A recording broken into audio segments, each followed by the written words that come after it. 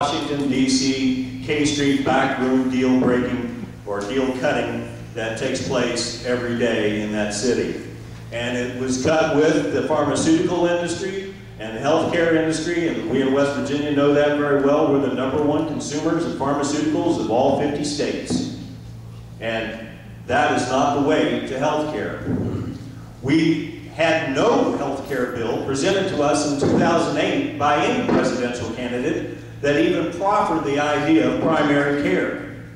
I had a plan about that, and I still do, of how to cover that gulf, that gap, where there is a safety net that isn't there for us, and many Americans, and I would argue the point as to how many Americans have health care presently, and how many are falling through that net, even when they do have health care. And I speak to you with authority as someone who himself needs an operation, himself does not have health care. So I believe that every American should be able to share the same health care benefits that your elected officials have. I got you.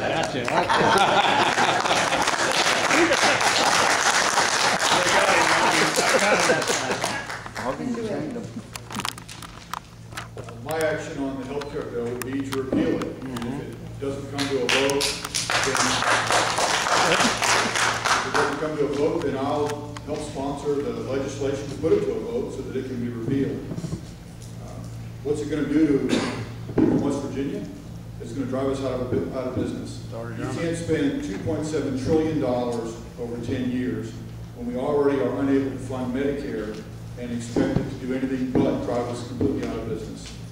I would love to see universal health care for everybody. The problem is, you can't give all the people everything they want all the time. And until we get our economy back on track, we can't even think about providing universal health care.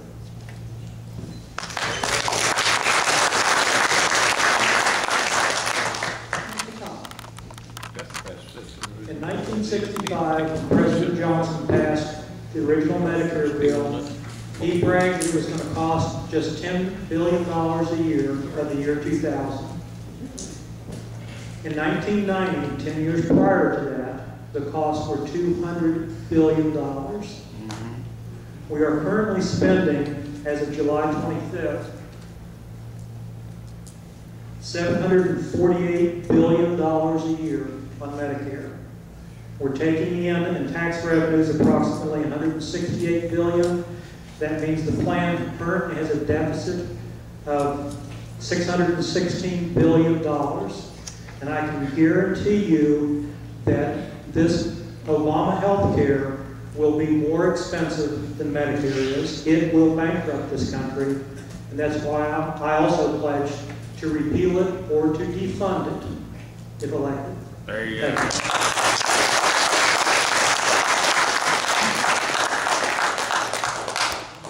Ladies and gentlemen, you remember me talking about human rights, first generation, and so on? Okay, when you read the first 10 amendments to the Constitution, that's first generation human rights. They don't cost us anything. Freedom of religion, freedom of speech, freedom of assembly, those sorts of things.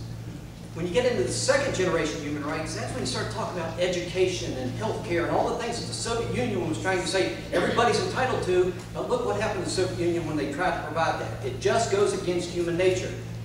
All right? I don't read this, the Constitution, and see where it says health care in here. You won't find it. Look for it when it says education. You won't find it. Look for a definition of marriage. You won't find it.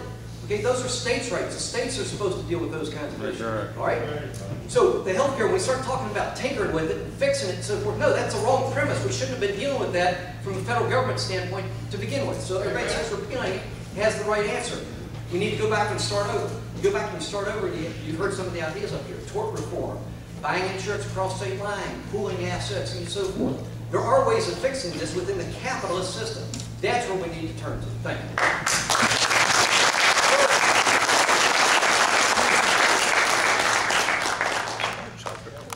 For the third question, we'll begin.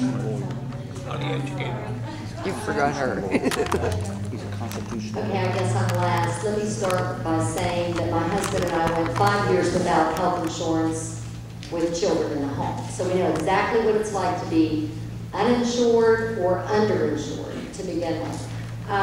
You know, I want to say this, Obamacare is the wrong way. We all know that. Everybody says repeal it and those types of things.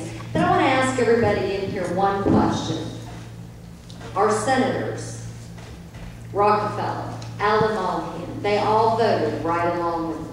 So when we send someone this time to Washington, D.C., will they just go along? You know, we've heard certain things out of different people before, like Scott Brown, who said, oh no, I'll not go along with them. And the first thing he did when he went in there was voted right along with them. So, you know, money can't talk this time, and all the prestige in the world won't do it. But, you know, a West Virginia woman, a real mom, who had to take care of her kids without insurance, I know what it's all about. I know exactly what's going on. You're not going to buffalo me with a 2,000-page bill. Because if you put that in front of me for my children, I'm saying no. Okay?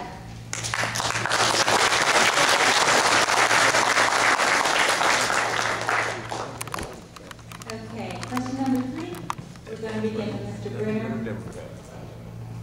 Do you think that we can really become energy independent? And if so, how? Well, first, policymakers, the next United States Senator has got to have it as a priority.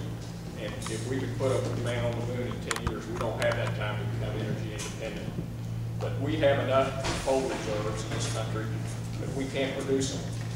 And I'm going to respectfully disagree with Mr. Heckler that a lot of politicians don't know the facts or don't recall the facts, but West Virginia coal fuels this nation. And when we have a president that backs and a governor that had his own form of cap and trade, and a president that supported cap and trade, it would drive energy costs up to 24 to 27%. And the Obama attack dog, the EPA, killing West Virginia coal. If you've got a glass of water in your hand now, we have standards by the EPA that are on coal companies right now to have cleaner water than Perrier. We've got to stop that economic insanity.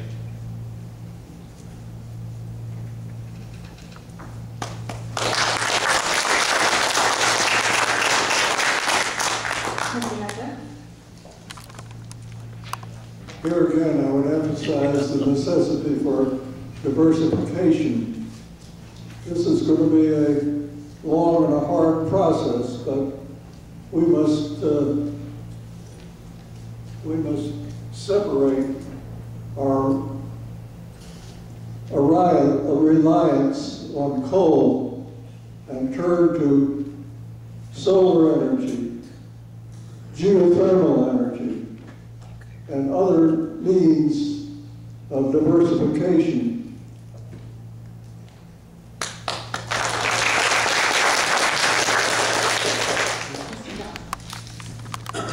Once again, as I said, coal is too valuable to waste for energy.